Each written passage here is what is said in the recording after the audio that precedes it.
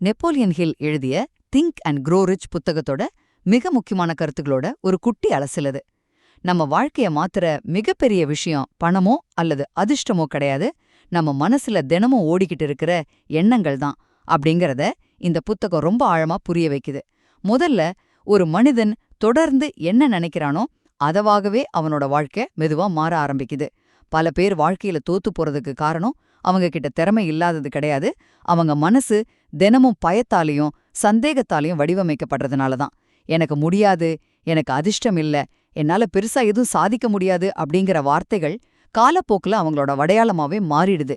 இப்ப சொல்லுங்க, திறமையே முடக்கி போடுற அளவுக்கு நம்ம மனசுல ஓடுற இந்த சாதாரண சந்தேகங்கள் எப்படி ஒரு மாபெரும் சுவரா மாறுதுன்னு யோசிச்சு பார்த்திருக்கீங்களா? இரண்டாவதா, வெற்றி பெற்றவங்க ரொம்பவே வித்தியாசமா யோசிக்கிறாங்க. அவங்க வெளியுலகத்தை மாத்துறதுக்கு பதிலா தங்களோட சொந்த மனநிலைய மாத்துனாங்க. அதாவது, ஒரு பெரிய புயலை நிறுத்த முட்டாள்தனமா முயற்சி பண்றதை விட நம்ம கப்பலோட பாய்மரத்தை அந்த புயலுக்கு ஏத்த மாதிரி சரியான திசையில திருப்புறது மாதிரியான விஷயம்தான் இது. இந்த புத்தகத்துல சொல்லியிருக்கிற விதிகள் வெறும் பணத்தை பத்தினது மட்டும் இல்லங்க. இது நம்மளோட மனநிலை, தன்னம்பிக்கை, கவனம், அப்புறம் நம்ம ஆழ்மனம் எப்படி நம்மளையே அறியாம வெற்றியை நோக்கி கூட்டிட்டு போகுது அப்படிங்கிற உளவியலை பத்தினது. இறுதியா, உலகெங்கிலும் கோடிக்கணக்கான மக்களோட வாழ்க்கையில மிகப்பெரிய தாக்கத்தை ஏற்படுத்தின இந்த உளவியல் கருத்துக்களை நீங்களும் உங்க வாழ்க்கையில சரியா பயன்படுத்தினா கண்டிப்பா அடுத்த கட்டத்துக்கு போக முடியும். வெளியுலகத்தை தேடி அலைவதை நிறுத்திட்டு உங்க அகமனதை மாத்துங்க. உங்க வாழ்க்கை தானாகவே வெற்றியை நோக்கி பயணிக்க ஆரம்பிக்கும்.